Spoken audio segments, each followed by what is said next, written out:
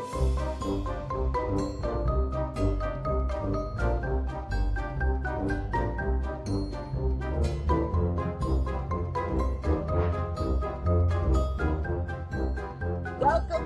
Welcome to Hustle Schmear, the only podcast where therapy is built in, kvetching is a sport, and challah is a way of life. I'm Jason Salstein. I'm Liz Cohen. You're looking good today. You look fresh and free. I'm rested. Well, You're looking all rested. What did you do this weekend? well, besides hanging with you, did. I got a foot massage, or at least I think I did. You know, I tell you all the time, Jack, my guy at Golden Foot Spa, starts with his hands, does all these pressure points, and it's like, I went to. not Jack. If you don't fall asleep within 5 minutes, Jack. Now on to today's guest, one of my favorite people in the whole wide world, my best friend, and the guy who changed my life, the dream maker, Mr. David Lipp. Wow, that's a big intro. I hope you live up to the hype, David. It's so good to meet you, Lipp. Where are you? I'm in Irvine, California, in my home office. Oh, okay, so you are fully Cali based? I don't think I knew that. Okay, got it. Not raised, but I've been here for a third of my life, so I'm a resident. Wow, it doesn't sound like you're convinced or you love it. No. We're here. We're definitely here. Okay, good. My wife's good. family's from here. Okay, so you're locked and loaded to Cali. Got it. Let's get into who David is. Okay. Well, here's what I really want to know. I want to know how the both of you met and like the genesis of that whole story and how you got into business. And it seems like you're still friends, but how are you still friends? All of that. What are you trying to say? What our future is going to entail doing business together? I want to know what's the pitfalls. What do I have to look out? No, I'm just joking. Are you though? Because he's probably your best bet for surviving this roller coaster. Oh man. Wait. Jason, I can confirm we're still friends, right? It's only been 3 decades. I think we still Bestest of friends. Yeah, no, we go back since we were 10 years old, three decades. I hate to tell you, your mom told me I was actually the fourth brother. She neglected to let you know, but that's why I've been around all this time. The truth is, David and I think the first time I met David was on a baseball field, and we were playing baseball at Howard Palmetto Quarry League. All of us were probably on the same team. If I remember, it was a yellow jersey, and we were the Pirates. I think that was the time we all started hanging out. That's really where our friendship began, was probably around 10 years old, 9, 10. So, okay, so David, you're from Miami originally then? Yes. You've worked in real estate, fashion. Why don't you talk about how we got into business together and how you kind of left your real estate to jump into the fashion world fucking head first, really? Yeah, no, it's quite a story. Obviously, Jason, you know every part of it, but essentially what had happened was I started my real estate career 20 years ago. I moved to Las Vegas with nothing, and I started out as an assistant in a commercial real estate firm, making $33,000 a year. I eventually got my license, made it through the recession, got invited to join a team, and started doing my own transactions and my deals. I built up a team. We had listings, we had tenants, and it was a success. And so 2014 happens and my mother passes away. And so that was kind of like a fork in the road for my life, because I was really building a real estate career, and that was going extremely well, making money, doing all this, but I really wanted more for myself. So that prompted me to go to California, where I was within the company, got recruited to join the Newport Beach, California office from Vegas. And so through that transition of okay, doors are opening up, I'm now in California, not a small market like Las Vegas. I just had the confidence to do more. And so through that, asking myself right questions like, what am I really here to do? Life is short. I'm thinking through what's important to me. And Jason at the time had been working as a buyer at Capretto in Miami, and he was always complaining about no opportunity. And I call him every day and complain to him every day about my growth potential, and this is pissing me off. And he would listen to it every day. Oh my God. Until one day he said something. For sure. And it kind of just clicked. I obviously know Jason. He's super creative, super artistic, super Yeah. personable. I mean, he's the talent. He's the superstar, the rainmaker. And so I always knew that. It was sad to see him caged down and Yeah. not really thriving in Miami. And he had such potential with all the brands that they were carrying, like Gucci and Fendi, and what he had brought to that small shop. So anyway, I just said, I got an idea, talked to Jason about it. We built basically a game plan, a business plan. I took the leap of entrepreneurship with Jason, knowing that we don't know what's going to happen. And we eventually launched and opened Step the store one, in pack your Calabasas. bag. I remember to this day, July 17th, have one large suitcase. I'm sitting in this like eighth row. I'm crying, leaving Miami. This woman is talking next to me. I'm saying I'm changing my whole life. So that's it. You were moving full, Full full. stop. My brother So, was seeing a girl. My other friend who I'm living with seeing a girl. I wasn't happy. David said, "Get out of there. I'm going to start oh this wow. business Wait, with what you." year was this? 2016 end or Okay. 2017? That's so funny because that's when I moved to California too for my current role. What? But I want to But know about David picks me up in his convertible BMW with the biggest snout ever. I hated the car. I hated the car. love it. What? I love a convertible. There's so many stories about that car. But anyway, I remember he picks me up, his convertible's down. I was crying before, but when I see my best friend tell me to jump in the car with one suitcase, and no matter what, we were on an adventure. And it was like, I just was ready for it. And with him there, we were ready to rock and roll. And I think that was a safety net of if you're going to be an entrepreneur, it's definitely fun to do it with someone who you trust. Because maybe like I'm more risk averse. I am a lawyer, but that leap of faith, I want to know like, is it because you just felt like this was a great idea? Like, what gave you that ability to just kind of say like, "F it, I'm leaving my current situation to totally pivot"? Yeah, no, that's a great question. And so it's I had a massive amount of confidence with myself on I can do Okay. it. And then with Jason and Mai's history and just thinking that what we had was so unique, I was sold and Jason was sold and convicted.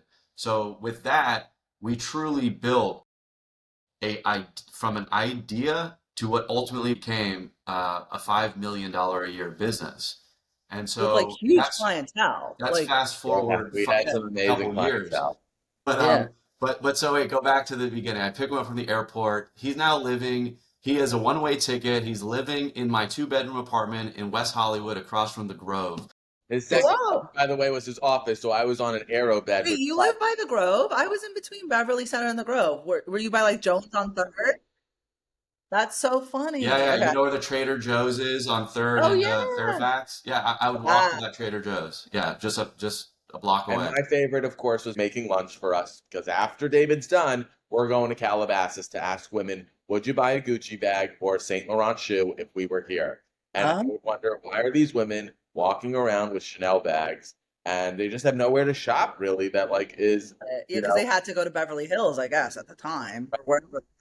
I do remember being on David's balcony. He had the view of the only vitamin shop in West Hollywood, so I would see all the fucking sexy guys. But then the best part was drop down to like 536 when it was drug dealing situation, and that parking lot It does get a little dicey over there, or at least it used to. So we pick up we go to Bed Bath and Beyond and Jason gets an Arrow bed for $100 or whatever it is. And so the way it works is I'm still employed because I'm now running two ships. I'm building the business with Jason. Now he's here. And then I'm Right. also doing real estate deals where I'm actually making money and like I kind of have to support us because Jason's not working anymore. And so we get the Arrow bed and I got a little golden doodle who's like 10 pounds, like the cutest little teddy cutest, bear. cutest. So after like I want to say like the first week, we go in the morning and this guy's bed is on the floor. He's In lost the all his middle of the hair. night, And I I am was like, sinking. Jason, what I'm happened? sinking Like down. what did you do? Did you like unhook it? Like were you like messing around? Like, what happened? He's like, no, I think your dog. I was like, no, there's no way. There's no way. There's no way. Three times. Nola's paw punctured the aerobed. with her nail, and I Wait, had anyway. I would have done it all over again. It was honestly one of the best experiences. I remember my mom walking in. The whole apartment was carpeted. that's very LA, I I didn't think. even smell the piss, but there was dog piss. The urine seeped. I'm on a narrow bed, and in my bathroom where I shower is a sugar ant trail that won't disappear. So when my mom visits us, she says, "Okay, I understand you really want to do this. You're really hustling here," because she saw how I was living. Yeah, which and for you, you're very Right. We all know roughing it is like 300 thread count for me. Okay.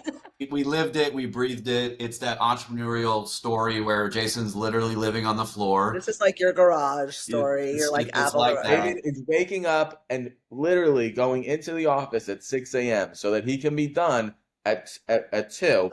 David And was doing his job. I wow. was on the phone with brands trying to convince them to come to Calabasas. Right. The thing that David instilled in me when you're going to start a retail store is you have nothing unless you have a lease. And the first time we had the actual lease is when we had, hey, we're opening up a store in Calabasas. We are in a Rick Caruso amazing property. And my job is now to convince the big brands to come on board. And so And once how'd you get the lease? I'm jumping in, but how'd you get the lease? David, was that you with like having the real estate background? Yeah, exactly. I did retail property type, so I was really familiar Okay. with institutional landlords and tenants and done hundreds of transactions. And so the last transaction I effectively did was this one of us signing a 10-year lease with Rick Caruso. Whoa, it And was a I 10-year lease. was able Yeah, to yeah, exactly. convince them. Hey, you're going to put your name on a 10-year, $10 million Woo, lease. You have that's nothing. ballsy, guys. I'm impressed. Yeah, I told you that's why we're calling this Hustle and Schmear because we know Yeah. that the hustle is real. Yeah, no, but I mean you really have to like you have to take that jump. Okay. Yeah, I mean, I had worked in corporate for 10 years and I felt what it was like to be an entrepreneur. I was always working in my younger days, but even though I worked in corporate, I was still entrepreneurial where I was buying my own properties with partners and Okay. so syndicating deals. So I looked at this opportunity as number one, it's going to be remarkable and exciting and unknown, but I'm doing it with Jason. This is a great chance to make it. And then, okay, what's the worst case scenario? I always ask myself, what is the worst case scenario? Right. And, in talking through that many times with coaches and friends of mine, it was like, okay, so it's 5 years in and it doesn't work.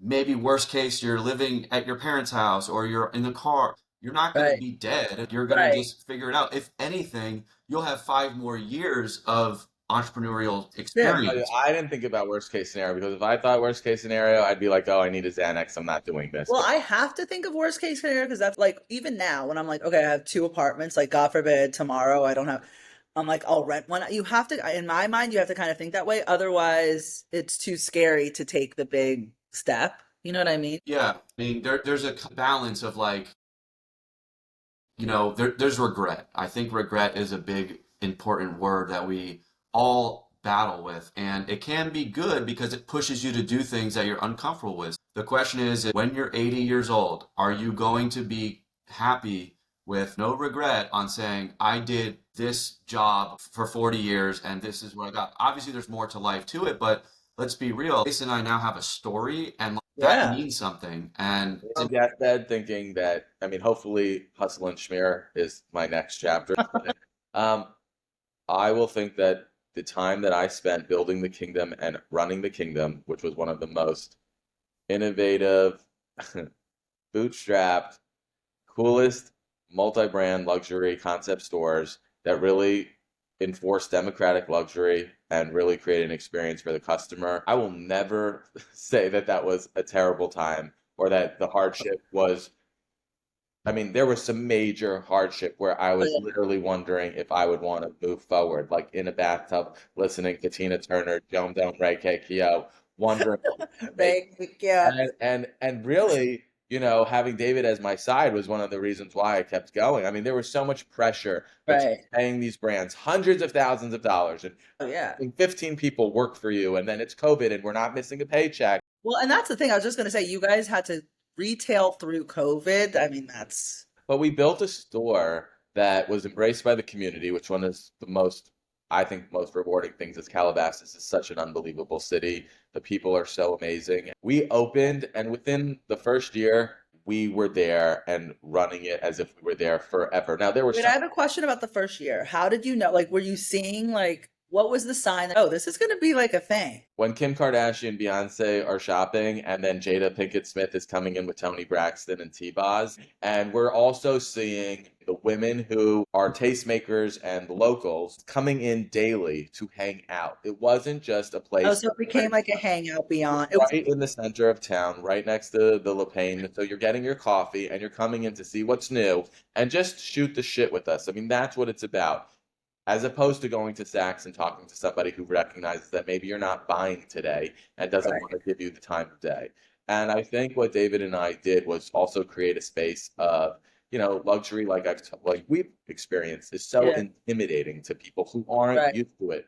So when you are coming from the city to Malibu and you were crossing through Calabasas or you were going to Montecito, you were stopping off to use the restroom, obviously, get a coffee and see what the kingdom was about. And we called those people, certain people, looky-loos. Obviously, we wanted to convert them, but it didn't matter. What mattered is that everybody walked in and felt like they were a celebrity. And we really created that. And David allowed me to flourish in a way that I never thought I would be able to. And it was So amazing. who was doing the experience? David, were you like in the front doing that too, or that was mostly Jason? Or We were open 7 days a week, and oh one of wow, one of us was on the floor in the store at all times. David got really good learning about handbags. I can tell you that. Well, to your point, Jay, so like Jason is very much the superstar. He's the talent. He's the rainmaker. And so I did say I want to build this business around him because I knew how much potential there could be. It could be unlimited. I need to support that. He needed that support, that integrator partnership. right? And so that's really what I did. But like to give it, some detail, I had never worked in retail in my life. So that wasn't my strong suit, but I'm good at Right. building things and like just kind of general business. And so we had All the buy-in. women wanted to talk to David that walked in. What'd you say? Oh, all the way. They're like, hey, David. And I they don't know thought we what were I was partners, doing. but we debunked very quickly, obviously. But it was like, okay, David doesn't know about a city bag from Balenciaga. I don't care. David, help us. It Okay. was, yeah, we were on the floor, but we had such buy-in from the community and from our employees. Like nobody wanted to leave us. No one ever left us. And the reason for that is you had the two owners that were best friends, that were having fun, that were, Jason instilled in us that when a customer comes in, she's all that matters. You get on the floor and you bring the boxes a certain way. You place them on the floor so it's not crazy messy in this. You put up to 3 boxes stacked up, and then you hold her foot like she's a princess, and you take her thing off, and like you place this $900 shoe, $1,200 shoe or whatever on her, and it's like an experience. And It so was a Cinderella moment that everybody needed to really understand that people are coming in, they're Right. taking their time, and they really want that. Right. And David was very so understanding of it in a way that I don't think a lot of individuals would be. Okay. it's hard to So it's like really scale. understanding your customers too, like really understanding the community. Yeah. No, it was great. It's arguably challenging to scale something like that because Jason's only one person, and if we had multiple stores, like how do you do both and all this? So like we had a struggle. How do you how do you duplicate that, and how do you instill that in our employees? And so we got pretty far with that, but ultimately it really did set us apart with with the community and just general like fashion. So we had influencers, celebrities, people wanting to film in the store, wanting to do special, all that. And And God. it like wasn't rare that one day you would walk in and Nicolette Sheridan, from Desperate Yeah. Housewives, is driving up on her motorcycle. Master P is grabbing a glass of champagne, and Beyonce stylist is calling to order a limited edition Judith Lieber bag that only we can get, right? And that was a normal day for David and I. And it kind of became, I mean, in a way, we were numb to it at the end in the sense of like we were still loving it, but that's what we were doing. Like, Yeah. okay, Bella Thorne's coming in and we're taping for Hypebeast. Do you think the location really at like because even though Yeah. David says that I was the genius, really David was the genius because David knew that Calabasas was the void in the market and was Hmm. able to secure that lease. Hmm. And that was just one of the most amazing chess moves we've ever made because there was so much power in holding this space of Calabasas, I Yeah. thought. Oh And to yeah. be Especially if you're the aligned only game in and to be town. aligned with Rick Caruso and retail in California. And it was the height of Kim Kardashian and Kanye and Calabasas and Right. Britney's there and Jessica Yeah, Simpson's because no there. one before that, I don't think anyone outside of that area would know what Calabasas. Now everyone knows Calabasas, but you guys kind of hit it at the right time. Yeah, Yeah, yeah, yeah, we we did. I did. mean, And oh, I was just gonna say, David, like, Well, wait, I want to wait, but for go. everybody who's listening, like what happened? So you were there, you were open for five. We were open for five What's the years, and I cycle? would say COVID happened, and that kind of changed everything. Yeah, COVID for retail We were was still young incredibly and challenging. learning and bootstrapping. We probably should have raised more money. But David, what really kind of changed our trajectory and then also threw the curveball?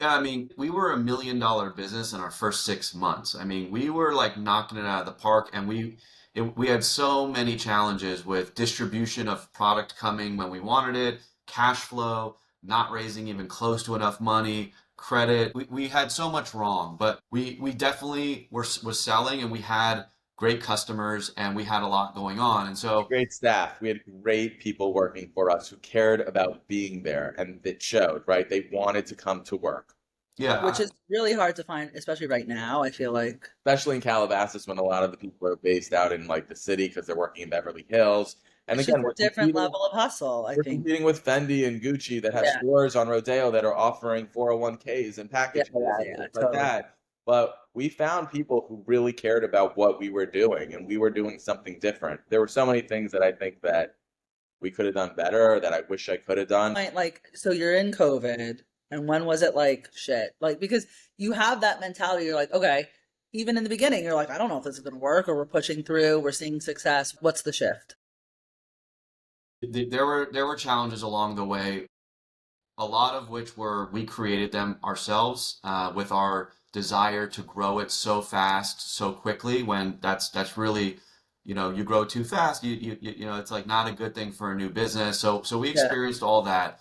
COVID obviously did not help either. That was a huge setback. So we our partners and our advisors basically said, "Hey guys, this is like our third year in, right? And we have COVID. Hey guys, if you close up shop, you did a really good job. Like it's not don't worry about it." And Yeah. Jason and I were like, absolutely not. Like Right. this isn't gonna happen. Like Right? They were we're almost insinuating this could be your way out, right?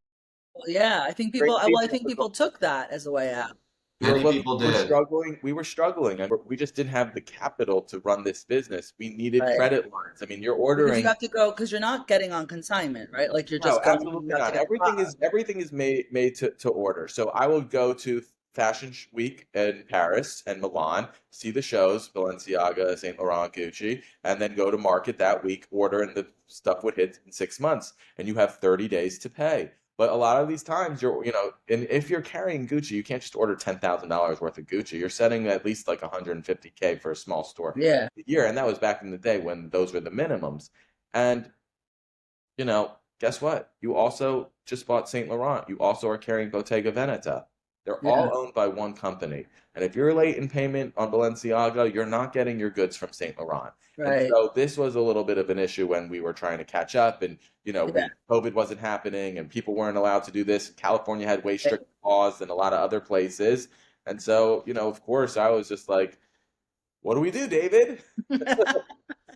So I'm proud of our resilience to make it through and really fight. I mean, we had a brick and mortar store.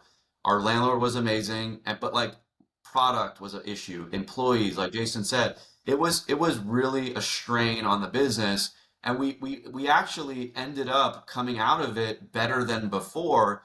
And Okay. so we turned our entire business around from taking an $800,000 a year loss in our fourth year to breaking even. I mean, Oh, we wow. absolutely turned it around to on track to be a $5 million a year business in the last year. And then what happened was we took on an enormous amount of debt to get through COVID, to initial startup capital, to credit cards to It's just shysters everything. out up in, Brooklyn who are just, the rates are crazy. But The when interest rates are insane. when you are up against a wall and you need to pay Fendi to make sure that you keep that fucking brand, Yeah, there were times where I took 10,000 out of my fucking IRA because we needed it. yeah, If you didn't have the brands, you didn't have a store. If you don't have the, and if you didn't have the lease, you didn't have the brands. So right. we knew what was important. And, That's you know, stressful. It's definitely stressful. So Yeah. how did you deal with it? So what was the turning point, I guess? And it's like closing a chapter. Like you said, I don't think it's like, oh, you can't look at it as a failure because it's very talk about how, like, when we decided to close and when we decided that we were gonna be okay with this, like this. there was a Yeah, time when we we never knew. we're not quitters. That's not in our DNA, but there comes a point where you are delaying the inevitable, and where our debt was and where we could go and just access to capital at that time, it really we didn't have a choice. And so we were able to take advantage of the opportunity to exit because we had struck a deal with the landlord to open up a larger store, which Okay. would have brought in the investment from companies we were talking to, and like we were going to blow this thing up. But the reality is that was pushed down the road, and so timing, and so we just, with the debt, it just, we couldn't do it. Didn't happen, And right? so we had like a huge deal with the tenant next door to us who was expanding, and we were working with the landlord. We got a huge tenant improvement allowance. I negotiated this phenomenal deal for us where we were like a mom and pop tenant, and now we're getting, We started as 1,000 square foot shoe store, and now we're carrying clothing, and we don't even have dressing rooms, and people are buying Right, right, $8,000 gowns from us. right. Guess what? When we get tenant improvements, it all sounds great. David and I are at the architect, and we're thinking, okay, we're gonna make it through. We're gonna have the ability to really breathe and really grow. And there were so many mistakes that we thought, okay, let's move forward. And then wood is 10 times the price for a slab of marble because COVID. Right, That's And so right. what you think you can build, you can't build. And right. so now you're really in a position where it's like, look, we're up against a wall. David and I had to make a decision, and Yeah. David and I talked about it really thoroughly about what we wanted in life after this if we were going to exit. Because even though David and I had our issues, I was still having the best time with David, regardless. I was walking around thinking, I feel good about my purpose in life. And then there was a time where it was like, well, this is really not turning out how we want to, and these are factors that David and I can't control. And that's what David also taught me. Some things are not in In our your control. control. So like, is it because like you had this vision together collectively? At a certain point, you're like, okay, we're not getting to that vision, and that's like where you make the call, or who made the call? Was it David? Was it you? No, Or was it collective? it kind of was a collective. It wasn't like just one day we woke up. It was Yeah, like we had talked to the landlord, we had talked to our vendors, we talked to our partners, our advisory board, and nobody had an answer for us yeah, to actually control the cost of the new right, construction. It would have just been so much worse to push forward. And so right, we did have to pull the ripcord, and we did it gracefully because it felt like it was our decision. right, And we also know what we had the success for 5 years right. prior to that. And so, you know, that decision happened, and we had a store in Miami, and so we transferred everything from the Calabasas store. We got out of the lease with Oh, five you years did. remaining on it, Okay. luckily. We were able to strike a deal with everyone and give them their money back on the tenant Thank you, Rick improvement Caruso. I can't effectively. wait for you to be mayor of LA. I saw the Miami one, so I am sad that I never got to see the Calabasas store, but I did see the one in Miami, and it was a vibe. It was definitely a vibe. Yeah, I mean, that's what we were. We were a true vibe. Yeah, you were. addressed everything we could. I mean, look, it certainly was a success in 5 years. I mean, we dealt with the biggest celebrities on planet Earth in a new This is your business. first real business. I Our mean, like, let's first just take a step business. back. This is your We first business, and you have like Beyonce's, I mean, that's pretty We crazy. had the most famous people buying from us and walking in our store. We Yeah. dealt with the best brands, in the world, Kering Group, Gucci, Saint Laurent, the list goes on. We had every single brand. We had the best location, the highest, net worth of people in this country in that concentration, Hidden Hills. And and the oaks. Yeah. So wait, okay, so now you've kind of you're unwinding. That's a big pivot to go from like that every day, the grind, like then what? Like, or David, were you doing anything else on the side? Like, how did you make that? It's Yeah. like a life pivot. And how do you reinvent yourself? So we're almost 3 years after we shut this business down, Okay. and admittedly, it was a struggle because I'm a strong person. But I've never really dealt with this kind of loss, Right. where you're feeling guilty and ashamed because you did 4,000 things right, but like five didn't go your way. Right. Like in the financial part of this, it wasn't successful. And Right. like that felt like it was my responsibility. This is why everyone, and look, this is also why you walk around New York, Miami, like stores are empty because it's a hard business to be in, you know? Totally, totally. So I internally like kind of dealt with that, and I persevered in my personal life. Like, I got married. I now have After that time, or were you already dating during this? like during that time, basically. Whoa, that's incredible because like normally you're not in the right headspace. I think you made a Yeah. conscious decision to find someone that was more your partner than fun. Well, Oh, well, well. Yeah, I'll touch on that.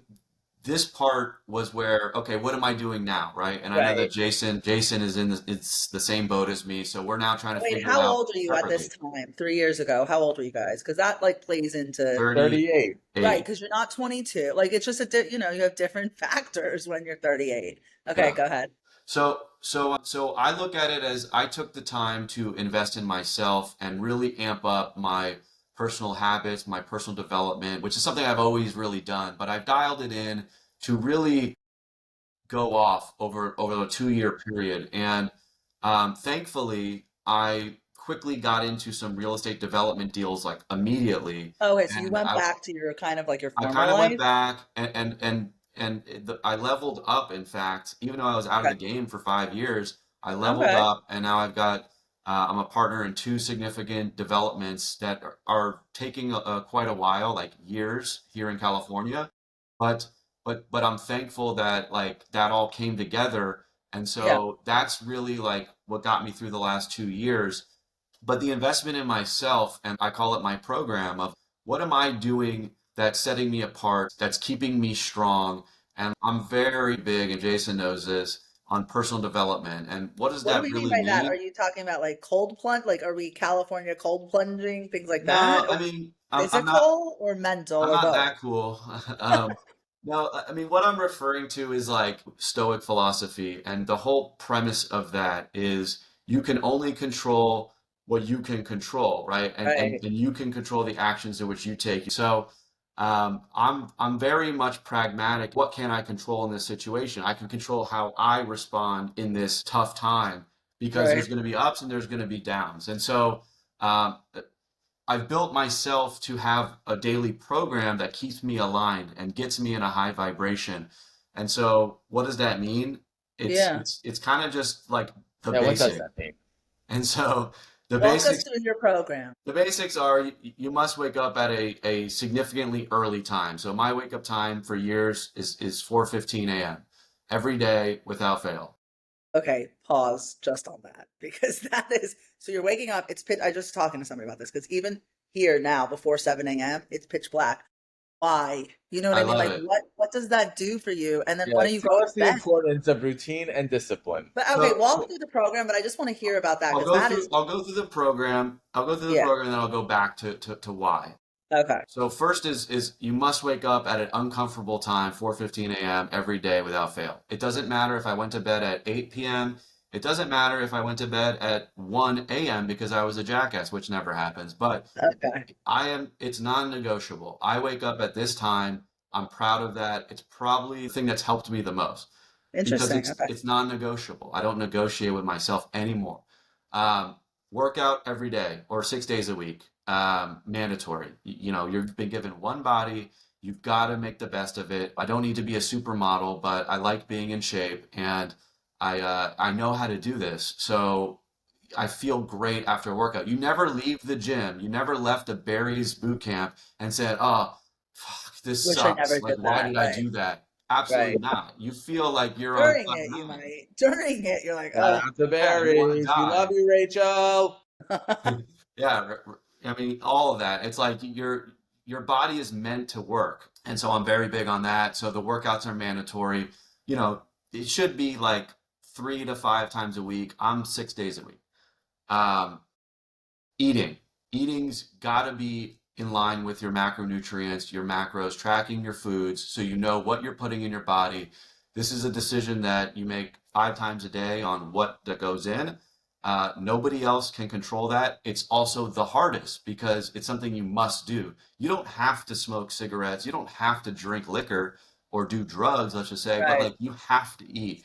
And debatable if I have to smoke weed or not. It's that's true. debatable. It's just debatable, Wait a minute, okay? were We're you just doing, I have a debating. question. Were you doing this during the kingdom years or this is post? Kind of. I You sort of were- had it Okay, loose. I had it loose, but now okay, I've got got it dialed into it. You these five. defined And it now. so you've got early wake up time, workout every day. You've got tracking your foods. You've got daily personal development. So that's reading, What's that? reflection, journaling, meditation, something for a couple minutes. You're picking up a quote book. You're Mm, watching that, YouTube is okay too. yeah, or like Um, a podcast, you're perhaps? bettering yourself. Like every day I do that first thing in the morning to knock it off my list so I know that Okay. I moved the needle a little bit. And then lastly, you're dropping all vices. So you're dropping alcohol, drugs, you know, bad intentions. Like these are all vices, things that you have Okay. that you Did do and you then you struggle instantly with have that regret. earlier in your life? Like, did you ever struggle with that, or I, was that an easy one for I you? wouldn't say I struggled with it, but if drinking, I would just get headaches, and I was like, why am I Yeah, doing this? Like, what's the yeah, real point? And now I'm married, so I really don't care. But like, it just never. It was socially great for me in my yeah. younger days, but What? like, it's just not. Well, I was just It, gonna say too, like when you hit a certain age, like in your 20s, I feel like you can go out, you can drink, and you can still go to work the next day. And I just feel like now that is not where I'm at. So I get that. so like, why is this something that I am passionate about, or why is this a Yeah. part of my life? I look at it like I know that I'm self-inflicting adversity. I'm making it challenging. It's not that I want to get up at 4:15. That doesn't feel awesome. But what Mm, it does is it forces a win already before the day even starts, right? Because I know that most people, 99% of people are not doing that. right. Therefore, I know that I'm winning. And if I'm doing that day after week after year, you can't take that away from me. And I am building myself up to win every day by doing those 5 things before the day really even starts. So you're So, like, setting the tone. So that's I'm the setting the flavor of tone your of a day. winning day. So, when the Could you day set that comes, tone at 5? I mean, I'm just kind of joking, but Right. like, could you set the tone at 7? Because I feel like that's a win for me. And I'm just curious, like, where'd you come up with the 4:15? And also, some would say that life is hard already. Why do we want to add Well, no, more? because here's the thing, like sleep is really important too, at least for me. But it sounds like you're probably going to bed early. Like you're not a night owl. um, I don't, yeah, I mean, maybe I'm lucky a little bit, but I've also trained it. We will get far when we identify what our comfort is, and then we do the opposite. We must get comfortable with being uncomfortable because that's the Where you zone where things grow. happen. Yeah, So that's where like, the growth I is. think is also why we're doing this, right? I mean, this is so weird for me, for you, Definitely for for me. Yeah, but it feels good in a weird way, but you do have to force it. And there, like we have tried to build up now a routine and we're just practicing. So I get that. It's like you're kind of building this muscle of yes. pushing yourself. and staying Yeah. disciplined.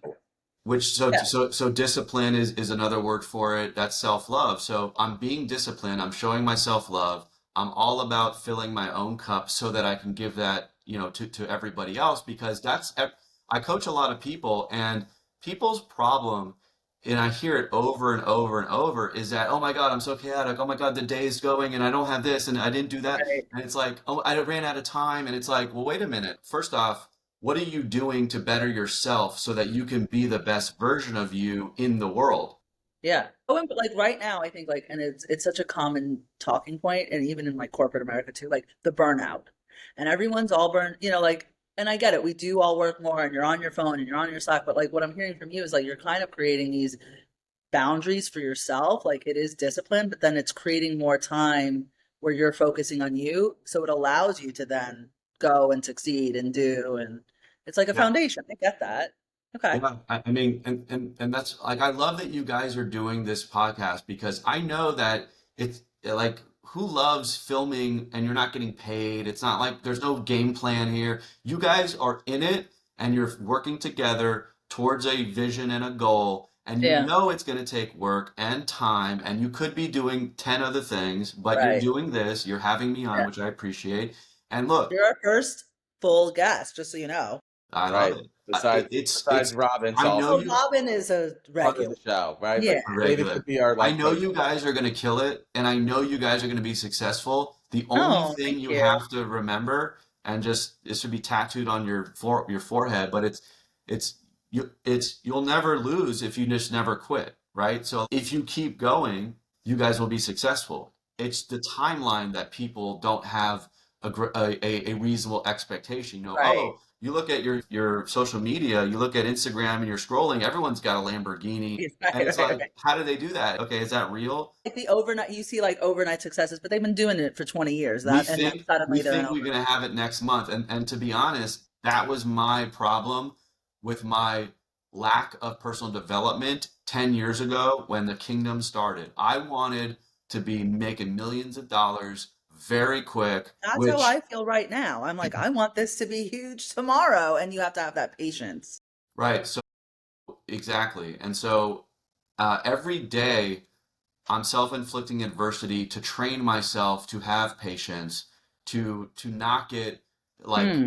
distracted, desiring what other people are doing. Right, What actions am I taking? Because I don't really need all that distraction right. around It's me. noise. So I think those who can stay focused and really stick to their plan and be disciplined with confidence, anything's possible. And Well, talk about a plan because you started over again. So you went from real estate to fashion, and now you're starting over.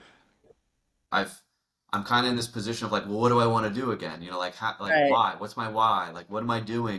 What's meaningful to me? right. Getting a job was like not happening. Like Yeah. I know what it's like to be an You mean entrepreneur. like corporate, like in an office, like office, corporate? I haven't had a job in a long time. It kind of like irks me to like think that I'm going to work for someone else. So I think Yeah. I'm pretty built for my own. I'm thinking through like what gives me energy, and that'd be my recommendation when you're figuring it out. Like Jason and I talk about this all the time. Do I want to do art? Do I want to do, creative? Do I want to do fashion and do a podcast? And Jason's like firing off so many things, which is normal.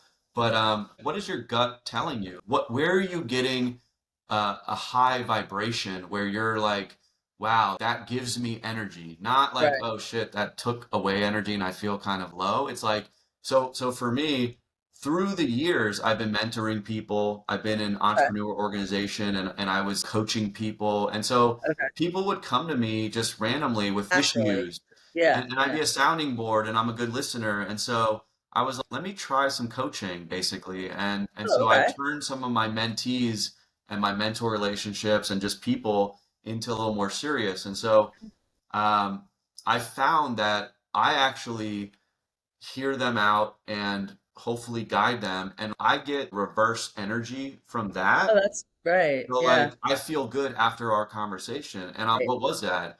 And it's because I'm aligned. I'm knowing that I helped somebody discover Right. something. Being a mitzvah.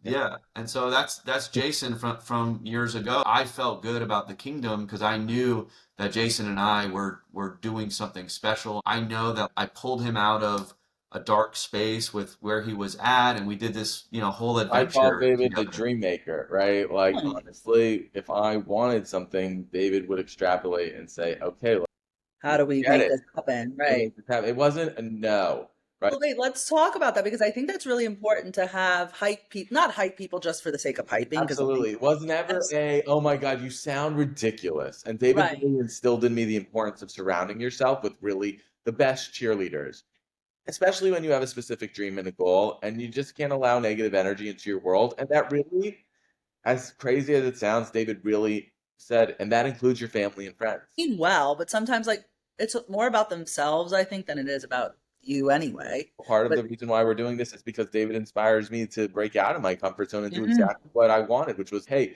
we walk around the city, we hang out, we have the best time, and I think people want to eavesdrop on our conversation. So, David, if you could just speak to a bit about, before we cut to break, how you block out the noise from the haters, how you surround yourself with people that are going to uplift you, or if you don't have those people, what do you recommend people do?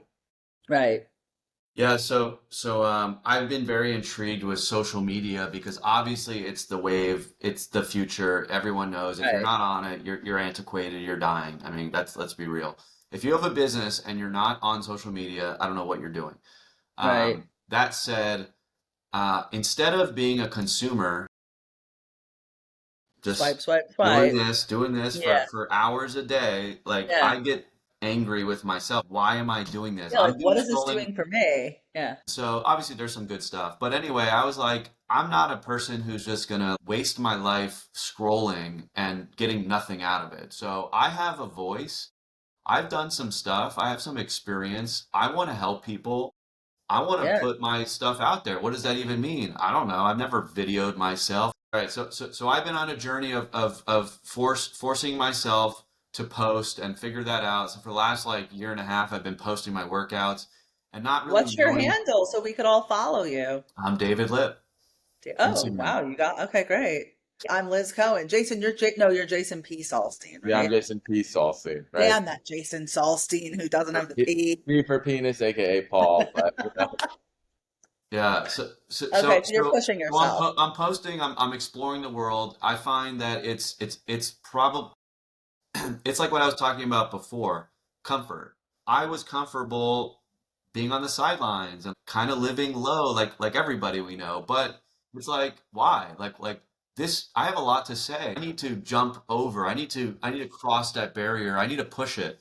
So I am getting comfortable being uncomfortable on camera. That's a thing that like I don't I didn't grow up wanting to be on camera. No, Now right. it's different and I'm forcing it, but I am starting to love it because it's like I'm reaching people, I'm connecting, and no, people do the support idea though that. is that everybody has their 15 minutes, and you always said to me, if somebody else can do it, you can do it, and if not, you can do it better. And it's the pie Yeah, isn't just so big. There's so much out there. And could you just talk about that really on how some people say, well, oh, it's somebody's like that already, or how would I right. be different? Yeah, I mean, I think we had talked about this the other day, and basically more or less what was talked about was, oh, David, you're gonna do some online coaching or fitness, and it's like, isn't there like a lot of people in the space? It's like, yeah, there Yeah, definitely are. But guess what? They don't have the same story as me. They don't look like me. right. They don't say it like me. They don't know what I know.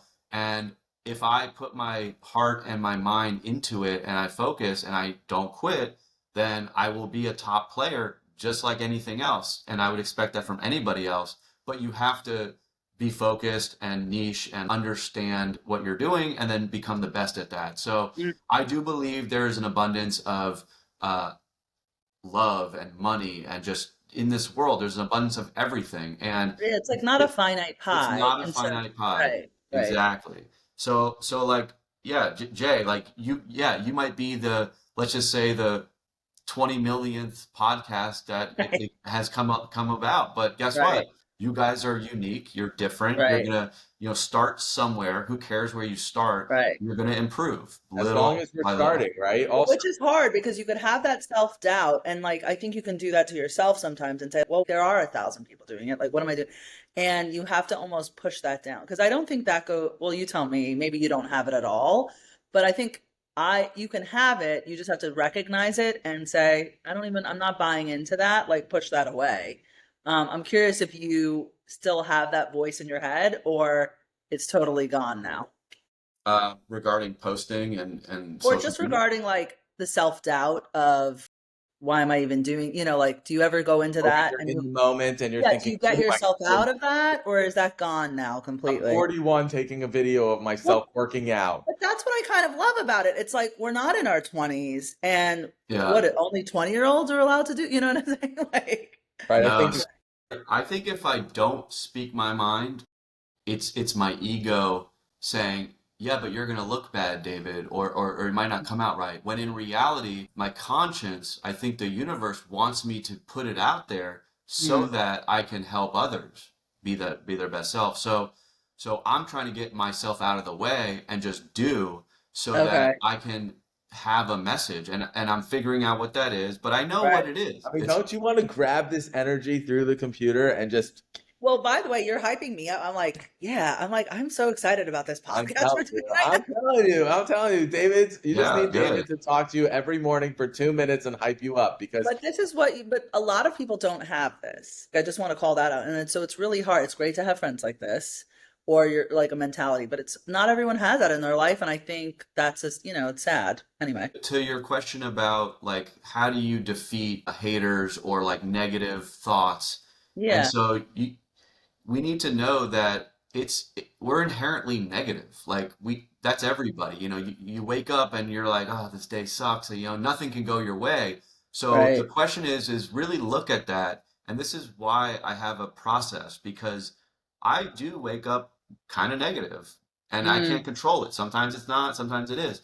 But like I know that at the end of all those wins I've had with eating right and doing all these things right, there's no way I can't feel good. And so I'm preparing myself to be at a higher vibration, because when you're vibing high, you're actually yeah. not even paying attention to that low vibration, which is Right. the garbage. I'm not Yeah. even looking at the news and politics and what idiots are Yeah. saying. I'm not Yeah. even, I care about what I'm doing. And like Right. what I'm doing feels really good because I feel good. I know that I've treated myself with love, Mm, and I'm gonna go somewhere. I just need to take action. It's all about right. the action. So what I'm hearing from you is sort of like because I subscribe to this too. Positive vibes beget positive vibes. You're going to attract more positivity when you're putting out the positive in the world. And I've been just personally, I can be accused of toxic positivities. I'm working on that. I think that's what I'm hearing from you is sort of like you're not even going to waste your time with this negative energy because what is that going to do for you or anybody else? And so doing this program sets you up already at this higher positive. well, I think also David's instilled Yeah. tools where it's that negative energy. You might have it, but then you need a tool to get it out in a Well, it's constructive. very draining too. And so that I think it sucks away your potential for greatness when you're in that negative space all the time. I think like an answer to Liz's comment of you're positive all the time, and it's almost a weird thing, and you're not sure how it maybe is bouncing off of others, and they may question it. If your intentions are good, you have nothing to worry about. Is rule number one. It's like Marcus Aurelius, like if a man is right, his world will be right. Like that's step one always, like good versus bad. Like, are your intentions right? You don't have anything to worry about if they are. Okay, there's a lot we can talk about. I mean, we would love to have you on again and again and again and again. I know. I was like, we need a Hustle and Schmear positive focus group session with David Yeah, Lipp. Oh, And thank absolutely. you. I think David will be seeing you quite often on the I pod, love it. right? And we're gonna have David stay on. Actually, we're gonna cut Okay. and we're gonna be back with today's nosh, and David will be joining us for that and Mitzvah of the day. I love it. Yay. Thank you guys. I'm sticking around. Sticking Yeah, around. stick around. All right. Da-da-da. Wow, this is like behind the scenes. I'm in the green room with Oh, the yeah, you're in the green focus here. room. Put this in the Patreon level. And Okay. okay, Are we and back? welcome back to Hustle and Schmear, where the hustle is real and the schmear is extra. We're with my best friend, ex-business partner, still best friend, newly father figure, David Andrew Lipp. So after this, I just realized it's really early for That's you. right. We caught him at his early hour because when Well, he's he's been done, up for 7 hours at this point. All right. I woke up at Um, 3:45 for you guys. all right. So right now it's time for today's Nosh, where we give restaurant recommendations or things we don't like. And I want to hear about recipes that we've tried, hits and failures. So David, I'm getting a sense of like a lot of health and focus on that. I'm curious, what's one meal in your program or like a recipe that you keep going back to? So first off, for anyone who doesn't understand their macros, I would say the investment of 1 hour or less to understand it, it, it, it's something you must learn. You're eating 5 times a day. You must know what's on your plate. We are very intelligent beings. We need to understand what food we're putting in our body to fuel ourselves. That said, I make almost all my food. I love it. I love everything about it. I cook a ton, and it's not a lot. Like, it actually costs me less than if I was going out to restaurants. I know what I'm getting, it's healthier, and Mhm. I'm like 5 minutes. I'm not trying to Okay. make the whole thing. I The don't do that. gourmet situation. Yeah. Okay. But I'm also a guy, so I kind of make it a little too easy. My wife is not really having it. But Oh, I was just about to ask, is she on board with this? I'm assuming you're meal prepping and it's the it's same meal. healthy. Yeah, yeah. She's healthy eating. It's supportive. I'll make her stuff all the time. Last night she makes this, like, she only makes like 5 or 6 things, and she makes white meat chicken breast fajitas where we use siete wraps. We use just lettuce. So this is a very macro friendly, easy meal that tastes phenomenal, and it's good for leftovers. So we enjoyed that together. Um, what I've been making recently, which Mhm. is incredible, it's the simplest thing, is 1 tablespoon of chia seeds. It's an overnight oats, but with chia seeds Okay. and oats. So oatmeal, chia seeds, some protein drink, a vanilla flavor, with a half a scoop of protein powder, some salt and blueberries, and you leave it over, a couple hours or Yeah. overnight. It's And that's your phenomenal. breakfast? That's your You're doing that for breakfast. That's breakfast? my snack. Okay. That's my Okay. Got snack. it. The chia seeds help. They're fibrous and they expand, so they like fill you up, I There you guess. are. That's your go-to. Liz, Oh, it's your okay. turn, Liz. I'll just talk about what I keep making right now, and it's it's really, really simple and easy, but that's like it's good after work when you're tired. Shredded carrot in a bag that I get, so I'm not even like doing the shredding, it's already done. Shredded cabbage or like broccoli slaw. I put that in. I do a can, it sounds depressing, but a can of tuna, and then my dressing is soy sauce, rice vinegar, and I do sesame seeds and a dash of sesame oil. It's really good. Oh, and I put in jalapenos or something spicy to give it a little kick. Sounds And delicious and flatulent. that's been, here's the thing though, I'll make it and I'll probably make it 100 times and then I'll never be able to eat it again. Yeah, It's you a just little, become obsessed with it, and yeah, then it's a you're little, so this is my current obsession. And then talk to me in 2 months and I'll probably never be able to eat it again. That's mine. That's my national. Nice. And what do we call that, Liz? Well, I don't even have a name for it, but it's a easy slaw salad or something There like you that. I go. don't know. Hmm. Nice. my notch of the day goes to the one and only, which won't be one and only soon, Avo in Sunset Harbor, Miami. Love avocado. Delicious Mediterranean food with a health conscious menu. More importantly, full of hotties, which we know is my number It, one criteria for going. it, They don't use seed oils, and I hear that all they're right, yeah. Coconut Grove. Meal there though. Well, I love the lentil soup. I love the branzino. They have an amazing egg, salmon, avocado toast. And it's just really a great place to pull up, bring your computer, do work, talk to David for an hour, depending on if you get the diaper or not.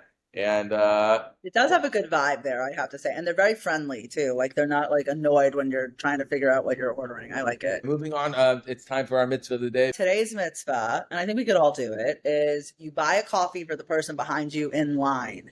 And I was trying to figure out how to do it. I guess you can kind of like give your credit card or you wait for the person to order, but it's easy, it's simple. I think it puts a smile on Right. Or everyone's just give the face. guy an extra $10. And if they order Yeah. something insane like a triple matcha oat milk frappe with 12 pumps of sugar-free vanilla, you get to be a hero and a little judgmental. And See? And a tat pour yeah, maybe definitely on a that tap for. $20 mantra. I That's right. like that. Are you gonna go to a coffee shop later in the day, or Yeah, yeah, Yeah. yeah, yeah, yeah. We'll But report I back. want to We'll hear report about back. it. That sounds great. All right, yeah. that's our show. We'll be back Friday with another episode, and of course, our Friday segment, Call Your Mother. Buckle up because you know my mom, Robin, is already ranting and raving about something. Anyway, if you enjoyed the show, subscribe, leave a review, and tell your mom, your rabbi, your barber, your accountant, and that guy you always see at the bagel shop that you never talk to. Liz and David, read us out, please. All right. See you Friday. And don't forget the hustle is real. The schmear is extra. It was extra. All right, everybody. Thanks so much. Love you, David. Bye.